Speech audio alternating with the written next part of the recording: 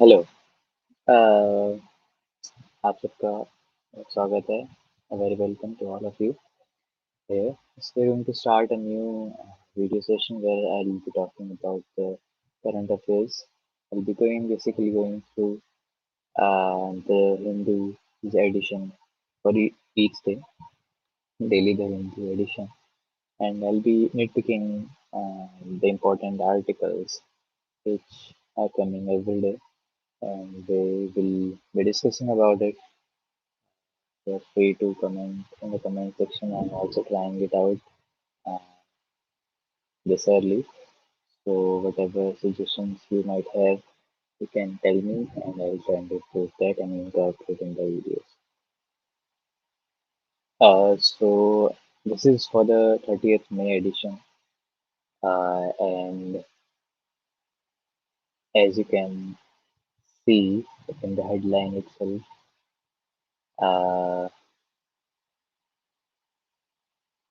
that the Muslims in in a study it has been found that the Muslims are lagging behind all communities uh, in higher education, and UP, which has the highest number of Muslim population, uh, not the highest not the highest population of Muslims per se, but a very high population of Muslims, they show the worst decline. So basically, this is a survey. Then this is a Aisha survey. Aisha is basically All India Survey on Education. It is conducted by Ministry of Education. So the basic summary of this article is that basically in this survey, different uh, education situation of the education in India is surveyed among different communities, among different religions, um, and it has been found that the Muslims generally do not go for higher studies. That is, as you can see here in the highlighted thing, that in Delhi, every fifth Muslim student failed to enroll for higher education after completing class 10. So they are not even talking about class 12, but even class 10th itself, that most of the students are not going for higher studies. Um, some encouraging and in Delhi, the government advertises that they are doing so much in the education sector, but they are obviously in this survey it has been found out they have been lagging in this department. In general, as you can see here, for SC, STs, and OBCs, the uh, higher education enrollment has improved marginally with respect to the previous year when it was conducted in 1920. However, for Muslim community, it has declined by 8%. There can be many reasons. Partially, it is due to COVID-19 pandemic that the survey, the year in which the survey was conducted, the students and the children for higher education. That is one reason. And however, there are other reasons as well. And this article mostly tells about the data and not uh, focuses on what can be the major reasons or how can this be improved. And even the teacher level here, you can see at all India, at an all India level, teachers belonging to general category is 56%, and for different castes it is given as well, and for Muslims, there are only 5.6% teachers who are Muslims.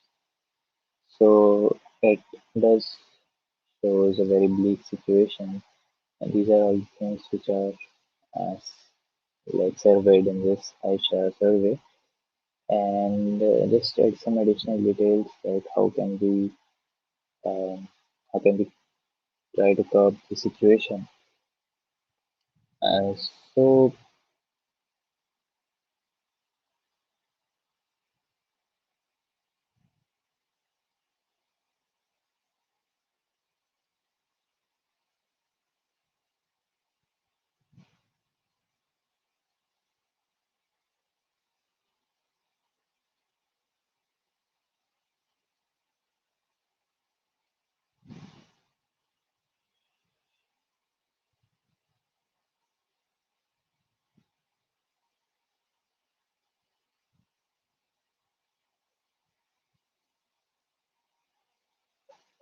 what this survey tells us is the current status of higher education in the country. Then it has been compiled by the Ministry of Education, and it aims to portray the status of higher education in the country basically. And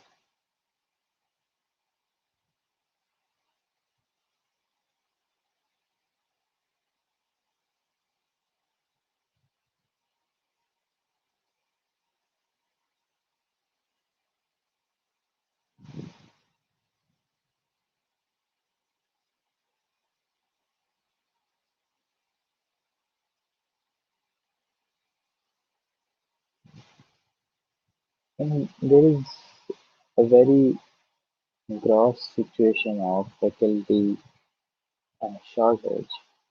India has been facing faculty shortage, and this was also formulated in the Aisha report, in which the pupil to student ratio is also calculated.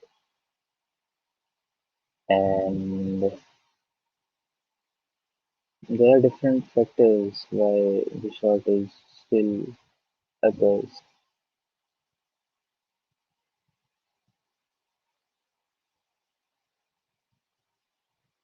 There can be different situations, such as the financial status of the institute if it is not able to provide for the salaries, and as we are very much aware of that the public and the state universities are very underfunded, uh, and despite a large number of students intake, and due to this absence of funds, um, new hiring is not possible. And in private institutions, it can be seen because the whole aim is to create profit basically. So they obviously don't want uh, to hire more faculty. Instead, we have to spend some money. And uh, also, reservation can be issues because um, it is obviously helpful in many ways. However, in some ways, it reduces the qualified pool which we have. So, because let's suppose 100 general category teachers are available, however, you cannot hire all of them because there is a cap, that only so percent of general teachers can be filled.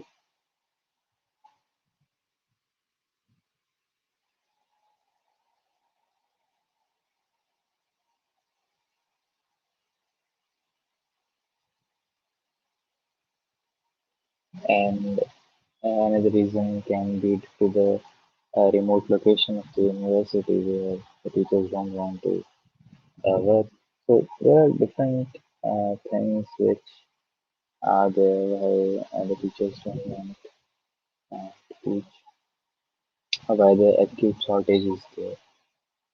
So this is a gross problem, and which should be addressed very very on very urgent basis, and then only the aim of Vishwaguru India can be addressed.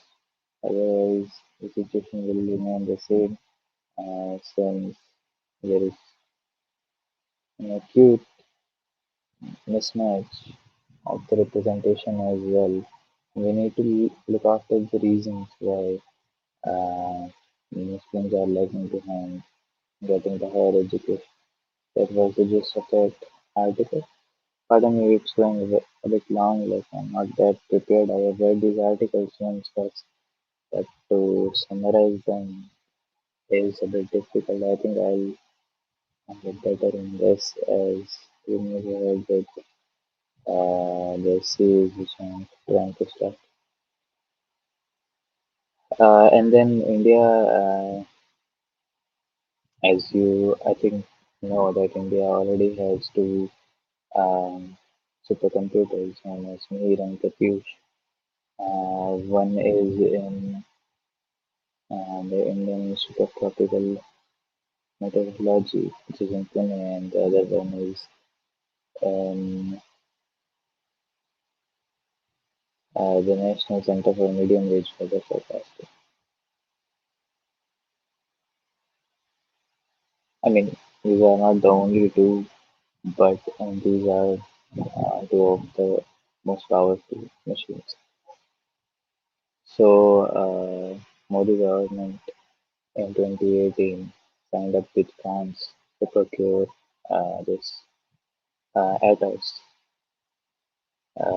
supercomputer, which uh, will be the most powerful machine which has uh, still been procured by the government of India, and it was worth this.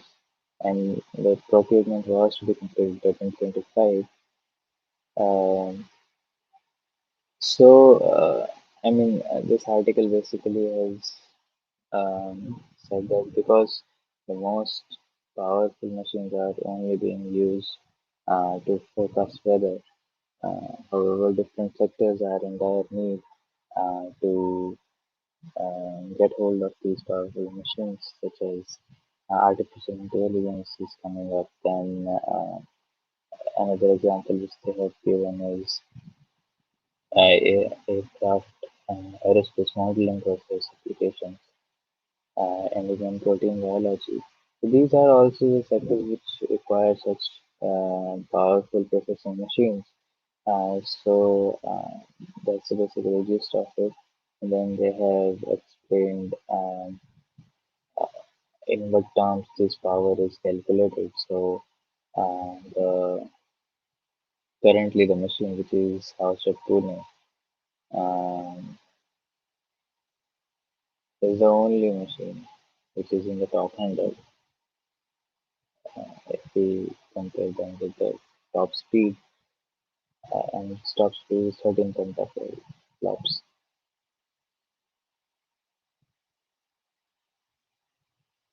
Flops are an indicator of processing abilities, petaflops, and one petaflop is 1,000 trillion flops.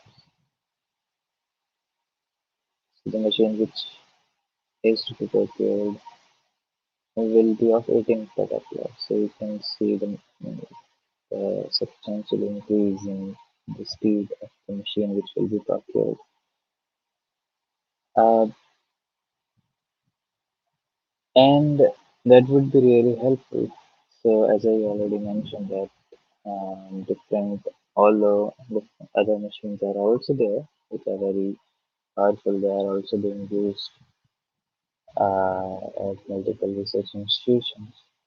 However, more such uh, procurement are required to solve intractable problems.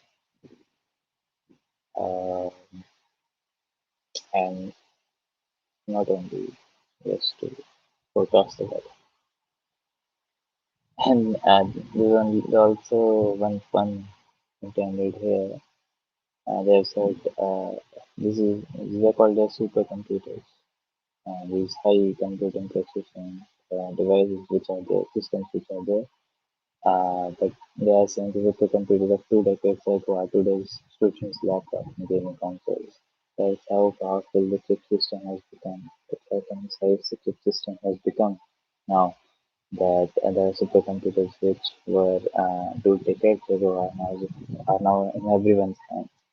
Even our even our mobile phones are really super efficient nowadays. So that is the thing.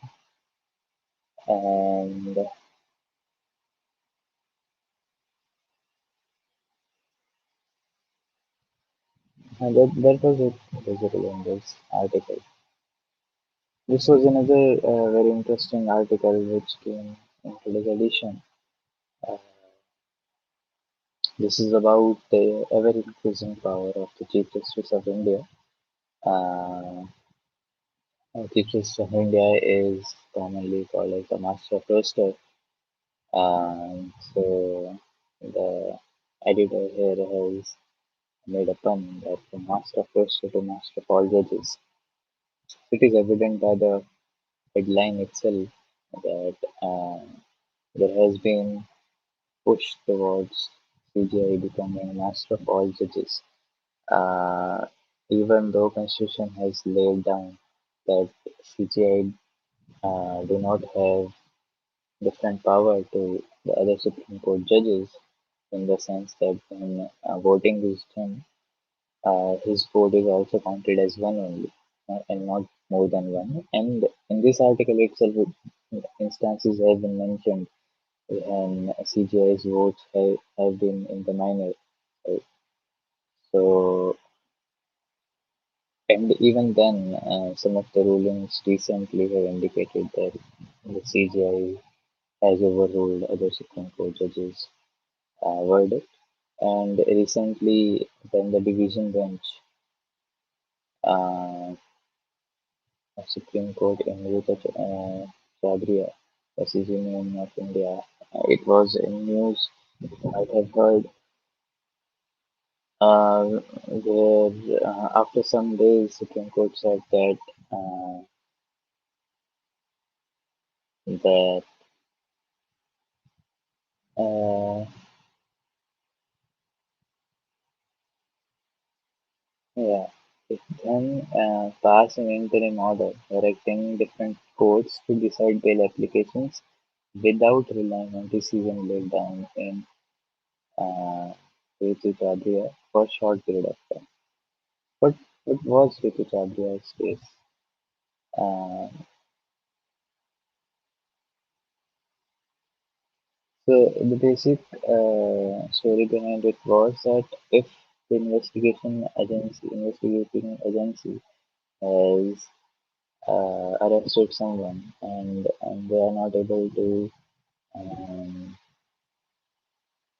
not able to complete the investigation within a statutory time limit, then a default bail has to be given to the accused. So that was the decision by this division bench where they affirmed and then the child's right to be released on default bail in the event of the investigation remaining incomplete and proceeding beyond the statutory time. However, um, I don't know why Union of India moved against that order, and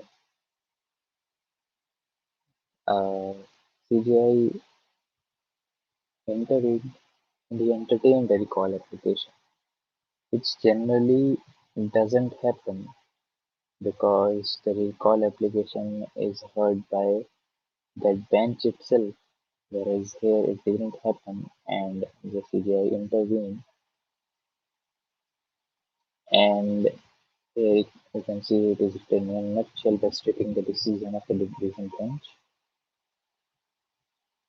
Even if for a short while they said for some time, they stayed the order, and despite CGI didn't have any connection with the verdict because he was not in the bench.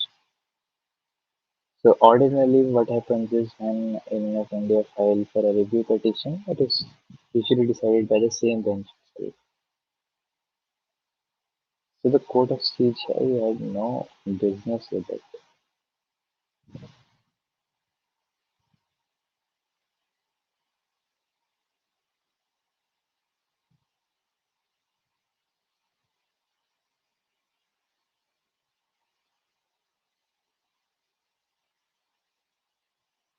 And the only instance when CGI could have entertained this review plea was when a separate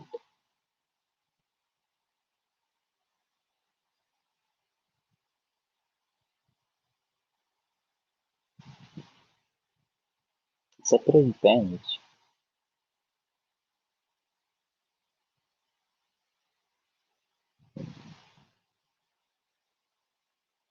argued against the decision which has been taken by Ritu Chaudhry's revision bench for a recommendation to a larger bench. Then only CGI could have intervened. However, on a review case, he could not.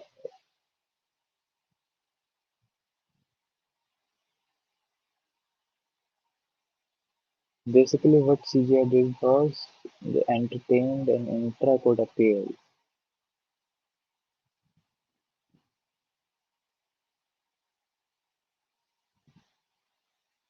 and there is no constitutional backing of this. So, yeah, here you can see every Supreme Court judge is saying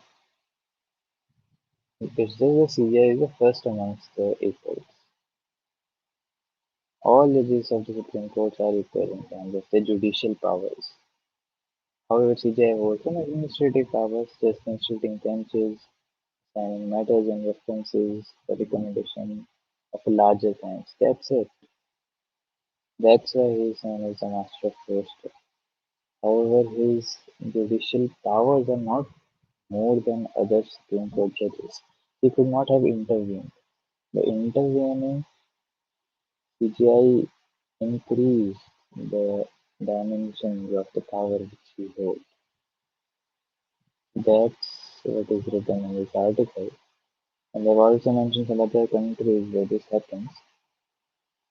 This is why is regarded as the first amongst equals, but in any given bench, including CJ, the vote of his campaign judges, yes.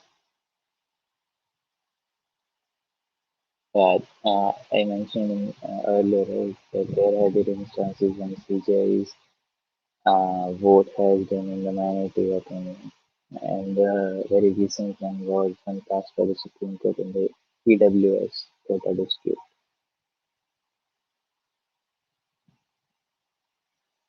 And then they have mentioned UK, Australia, and Canada, and the Commonwealth countries who have this system in place, where the judges have this equal vote. However, it doesn't happen in US. Uh,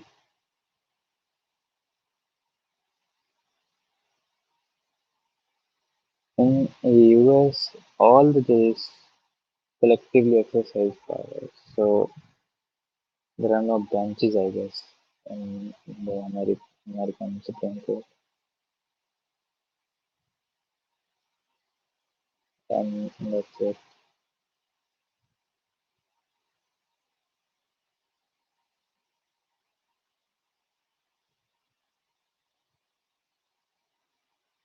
So basically, the author here is saying that it should not become a residence for the government, because otherwise what happen, what will happen in future is if government doesn't like an order of some bench, they will refer it for a review to the CGI. So this should not become a habit, and CGI should have some restraint and to the power he holds and the responsibility he has. Um, and he has also mentioned some um, changes which can be effective, such as um, The administrative decision making can be refined a bit in the sense that the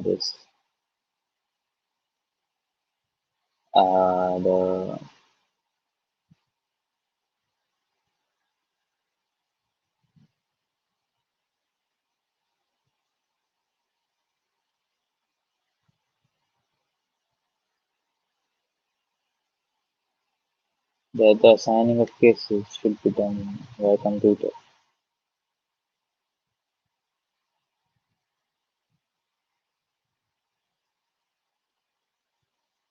and should not be in the hands of CGI. So a bit refining is required in the powers which CGI holds.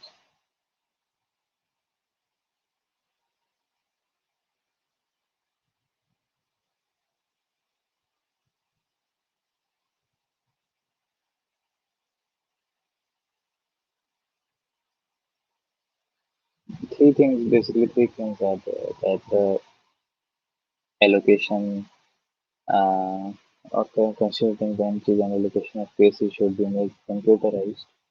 Then the master of roster concept should be used only for smooth conduct of administrative things, administrative decision making. And CGI itself should hold some restraint so that the trust of people is also maintained in the judiciary. The purpose essence of this article. The different powers of Chief Justice of India was discussed with the help of Ritu Chaudhary versus Union of India case, and the many important things were discussed as well. Then this is a prelims question where recently Mr. Srivastava, Praveen Kumar Srivastava, was shown as the Central Vigilance Commissioner by Draupadi Murmu. One thing and some background history is given of Mr. Srivastava. Um, One thing which is not mentioned in here is how the commissioner is elected of the CBC. It is elected by a three-member committee, which constitutes of the Prime Minister, the Union Minister of Home Affairs, and the Leader of Opposition in Lok Sabha. These three members decides the commissioner of CBC. As you can see, two of them are have to be from the ruling government, so it's a bit impartial thing, but that's what they say.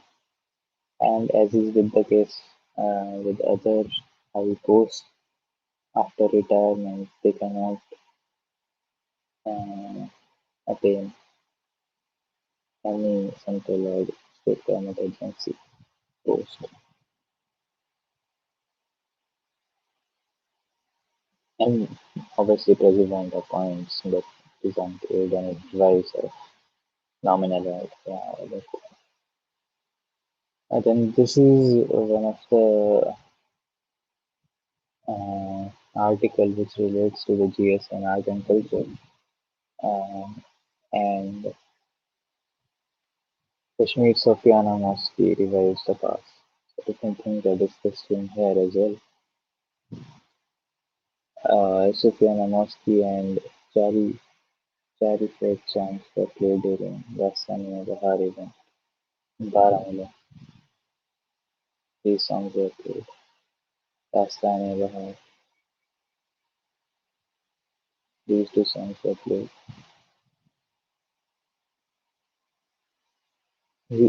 These paid tributes to the master weavers of shawl and carpet and prominent folk singers and celebrated the onset of summer. The event celebrated the onset of summer. Sufyan and Masud, you can remember this thing, can be important.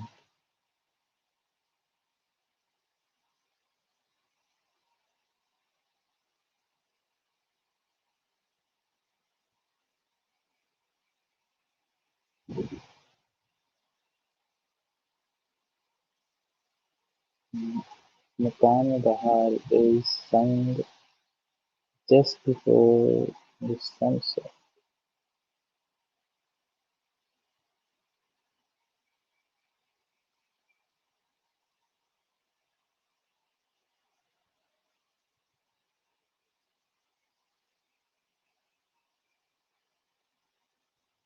This can be important. Different things are given here.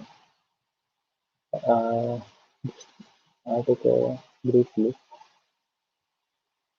The carpet surely was of Kashmir. Uh, they have been devoted these songs. Uh,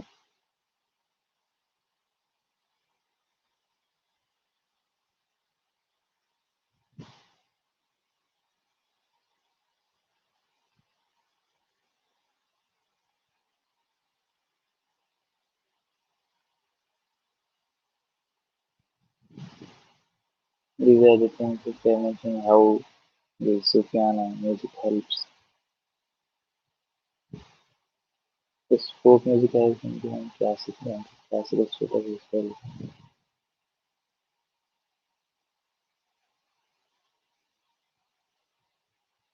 The thing which I mentioned earlier.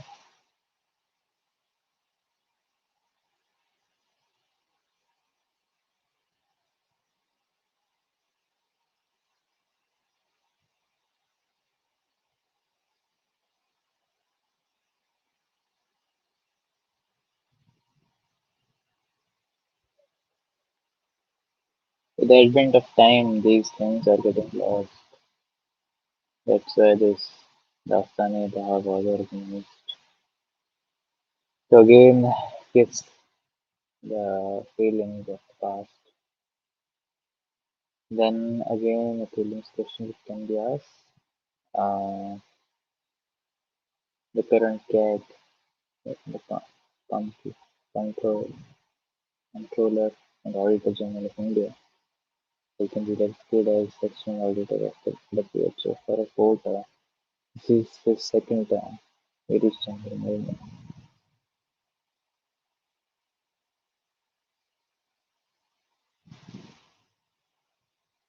Apart from being the external auditor of WHO, current CAG is also an external auditor of Food and Agriculture Organization, International Atomic Energy Agency, Organization for Prohibition of Chemical Weapons, and Interparliamentary. So he has been voted overwhelmingly. Interesting. Very interesting.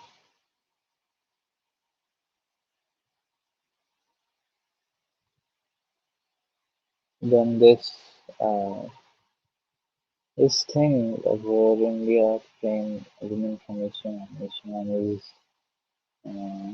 a grouping Southeast Asian countries. Rajnath Singh last year, Mr. Rajnath Singh, the defense minister, last year proposed for this initiative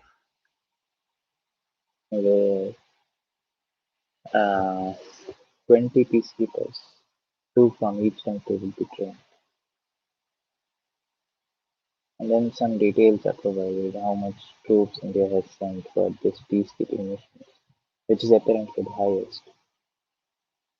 So these things can be kept in mind as well.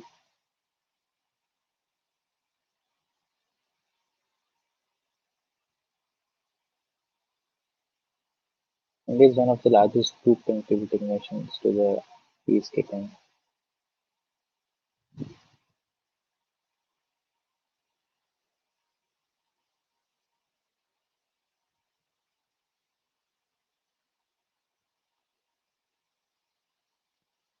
These are the things.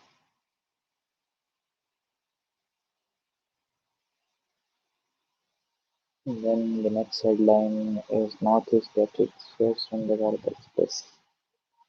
We connect Guwahati and Assam with new Silpaguri. And the time has been reduced by an hour from 6.5 hour to 5.5 hour. And it can be a potential breather for the reason as well, and it will obviously enhance the ease of traveling than for students that have planners to itself.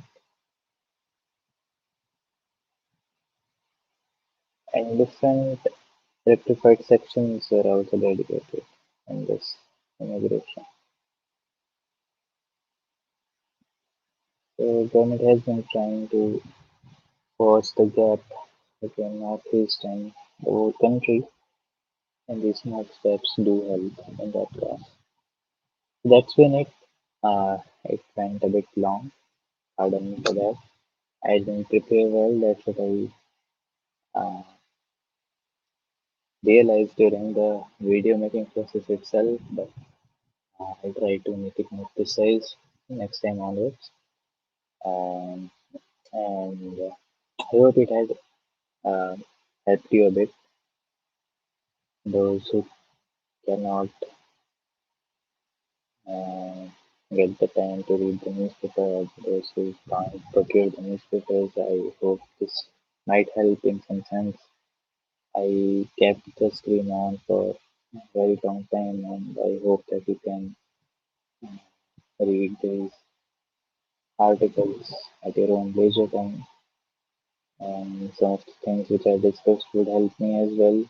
I hope you take something from the discussion too, and hopefully we can relate it to the situations which are coming in general everywhere. That's been it. Uh, we'll meet the next time. And I hope you all enjoy.